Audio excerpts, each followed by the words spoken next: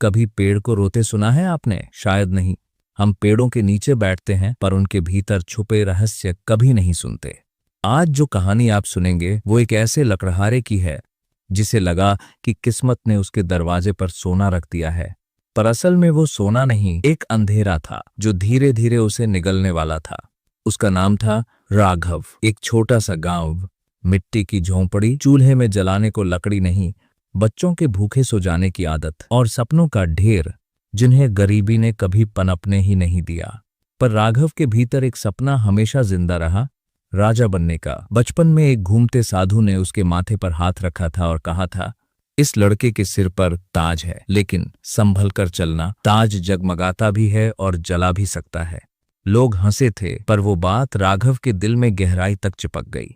साल बीतते गए, गरीबी बढ़ती गई, पर राघव हर दिन जंगल जाता रहा क्योंकि लकड़ी ही उसकी रोजी थी। और एक दिन भूख, निराशा और टूटे आत्मसम्मान ने उसे वहां पहुंचा दिया जहां जाने का नाम लेकर लोग कांपते थे। 52 बीघा का जंगल, कहते थे जो उसमें गया लौटकर नहीं आया। पेड़ों के बीच चीखें सुनाई देती हैं, रात को आंखें चमकती हैं और वहां के पेड़ कम और कुछ ज्यादा लगते हैं। पर आज राघव के सामने भूख जीत गई। वह कुल्हाड़ी लेकर जंगल में घुस गया।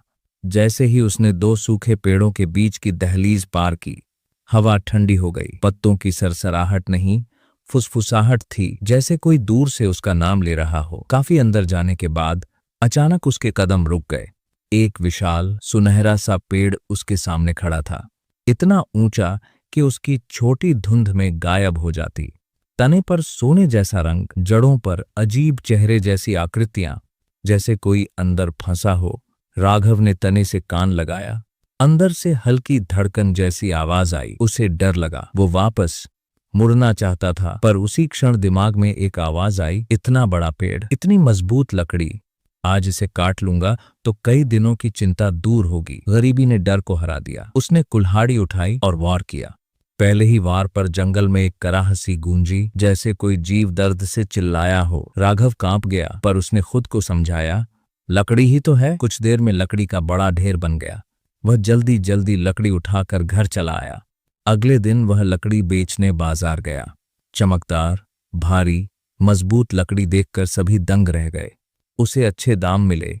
शाम को घर लौटा तो महीनों बाद उसके बच्चों ने पेट भरकर खाना खाया। पर असली कहानी रात से शुरू हुई। उस रात 12 बजे आंगन में सरसराहट हुई। राघव ने खिड़की से झांका और दंग रह गया।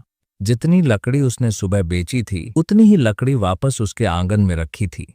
लकड़ी गर्म थी, जैसे अभी पेड़ से काटकर लाई गई हो। इस अजीब बात को राघव ने भगवान की कृपा मान लिया, पर भीतर का डर जाग चुका था। अगली रात भी वही हुआ और उसके बाद भी। हर दिन लकड़ी बेचो, हर रात उतनी ही लकड़ी वापस मिल जाए। धीरे धीरे घर में अजीब चीजें होने लगीं। दीवारों पर जड़ें सी उभरी हुई दिखती। बच्चे सपने में एक पेड़ को बुलाते हुए देखते। पत्नी को लगता बिस्तर के नीचे कुछ हिल रहा है। राघव के भीतर लालच और डर की लड़ाई शुरू हो गई। एक रात उसके कमरे की दीवार पर बनी छाया धीरे धीरे हिलने लगी, मानव आकृति जैसी, और उसने उसका नाम पुकारा, राघव। कमरे में ठंड बढ़ गई, हवा भारी हो गई और फिर वो आवाज आई, मैं वो हूं जिसे तूने काटा है। राघव जम गया। आवाज फिर बोली, मैं उस पेड़ में कैद दैत्य हूं। सदियों पहले एक तांत्रिक ने मुझे बांधा था, पर तेरी कुल्हाड़ी ने मेरी कैद ढीली कर दी है और अब मैं तुझसे सौदा करने आया हूं। राघव कांपते हुए बोला, कैसा सौदा? आवाज नरम हुई, जैसे किसी ने जहर में शहद मिला दिया हो। तू अमीर बनना चाहता था ना, राजा बनना चाहता था, तो मेरी आजादी के बदले मैं तुझे सब दूंगा। राघव के भीतर लालच की आग भड़क उठी। दैत्य बोला, लकड़ी काटता रहे, हर टुकड़ा मुझे और आजाद करेगा, और जब मैं पूरी तरह मुक्त हो जाऊंगा तुझे वो ताज मिलेगा जिसकी तेने बचपन से चाह की है। राघव ने डर को दबा दिया। उस रात के बाद उसने सवाल करना छोड़ दिया। वह बस लकड़ी काटने लगा। दिन में अमीरी बढ़ती गई, रात में दैत्य की पकड़, और यहीं से उसकी जिंदगी अंधेरे की ओर बढ़ने लगी। राघव के दिन अमीरी से चमक रहे थे, पर रातों में उसका घर डर से भरने लगा था। जड़ें अब सिर्फ दीवारों से नहीं, कमरों के अंदर तक सरकने लगी थीं। कभी बच्चे रोकर उठते, अम्मा पेड़ मुझे देख रहा है। पत्नी के चेहरे पर डर के काले घेरे उतर आते। राघव ये सब देखता, पर लालच उसे हर सुबह वापस जंगल खींच ले जाता।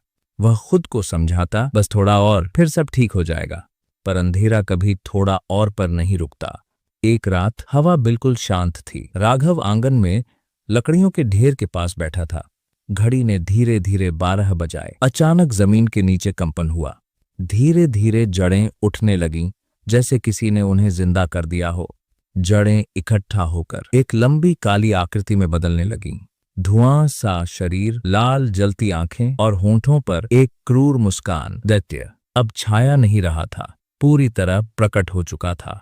तो मेरे राजा, उसकी आवाज गड़गड़ाहट जैसी थी, क्या तू अपने इनाम के लिए तैयार है? राघव के कदम जम गए। कौन सा इनाम? दैत्य हंसा। तेरा ताज, तेरी किस्मत। पर याद रख, मैं तुझे किसी महल का राजा नहीं बनाऊंगा, अंधेरों का राजा बनाऊंगा। ये सुनकर राघव पीछे हट गया। नहीं, मैंने तो बस। इससे पहले कि वह कुछ कह पाता, दैत्य ने उसकी गर्दन पकड़ ली। ठंडी उंगलियां उसके गले में धंस गईं। उसकी सांसें रुकने लगीं। घर के अंदर पत्नी नींद से जागी। खिड़की से झांककर उसने जो देखा, उसके पैरों तले जमीन खिसक गई। राघव हवा में उठा हुआ था। उसके चारों ओर काला धुआं घूम रहा था। पत्नी और बच्चे चीखते हुए आंगन की ओर दौड़े, पर जड़ों ने फटकर उनके सामने दीवार बना दी। राघव, पत्नी रोते हुए चिल्लाई, भगवान कोई है, बचाइए। दैत्य तिरस्कार से बोला, ये भगवान का नहीं, मेरा खेल है। राघव की आंखों में आंसू आ गए। उसने फुसफुसा, या मैंने गलती की, मेरे परिवार को छोड़ दे। दैत्य ने ठंडी हंसी हंसी, इंसान हमेशा अंत में रोता है। जब सौदा करते हो तब बड़े बहादुर लगते हो। जब दैत्य उसकी गर्दन और कसने ही वाला था, तभी एक तेज रोशनी आंगन के दरवाजे पर फूटी, जैसे किसी ने अंधेरे में सूरज फेंक दिया हो। दैत्य चीखकर पीछे हट गया। दरवाजे पर एक बूढ़ा तांत्रिक खड़ा था, माथे पर भस्म, हाथ में अग्नि त्रिशूल, आंखों में तेज प्रकाश। बस दैत्य, वह गर्जा, अब तेरे खेल का अंत है। पत्नी और बच्चे तांत्रिक को देखते ही सिसक पड़े। उन्हें लगा जैसे कोई देवदूत आ गया हो। दैत्य गुर्राया, तू तो मर चुका था। तांत्रिक बोला, आत्मा नहीं मरती, और जब तू इस घर में आ गया, मुझे पता चल गया कि तेरी कैद टूट चुकी है। उसने मंत्र पढ़ना शुरू किया। जैसे जैसे मंत्र गूंजते गए, आंगन की हवा भारी होती गई, दीवारें कांपीं, जड़ें तड़कीं। दैत्य ने सैकड़ों जड़ें तांत्रिक की ओर फेंकी, लेकिन त्रिशूल की एक लकीर उन्हें राख में बदल देती। जड़ें इधर उधर फड़फड़ाने लगीं। घर टूटने जैसा लगा, बर्तन गिरने लगे। बच्चे भय से कांपते, पर तांत्रिक की रोशनी में उनकी आंखों में पहली बार उम्मीद चमकी। तांत्रिक ने आसमान की ओर हाथ उठाए, एक मंत्र चिल्लाया और आकाश फटकर जैसे खुल गया। एक सफेद किर नार सीधे दैत्य पर गिरी। दैत्य तड़पने लगा। उसकी जड़ें जमीन में धंसती, फिर टूटकर राख हो जाती। अंतिम कोशिश में दैत्य ने राघव से कहा, मत रोक मुझे, मैं तुझे राजा बना देता, तेरे बच्चों को अमीरी देता। राघव ने आंसुओं में पत्नी बच्चों को देखा। उसने कांपते हुए कहा, अगर राजा बनने की कीमत मेरी आत्मा और मेरा परिवार है, तो मुझे ऐसा ताज नहीं चाहिए। यह सुनकर तांत्रिक की आंखों में संतोष उतर आया। उसने अंतिम मंत्र पढ़ा, त्रिशूल चमका, किरण तेज हुई और दैत्य चीखते हुए धुएं में बदल गया। कुछ ही सेकंड में पूरा आंगन शांत हो गया। तांत्रिक ने राघव के कंधे पर हाथ रखा।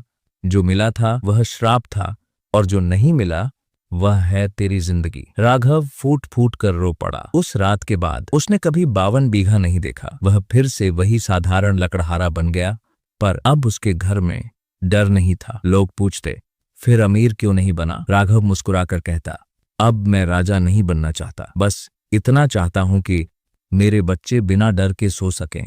और यही उसकी सबसे बड़ी जीत थी।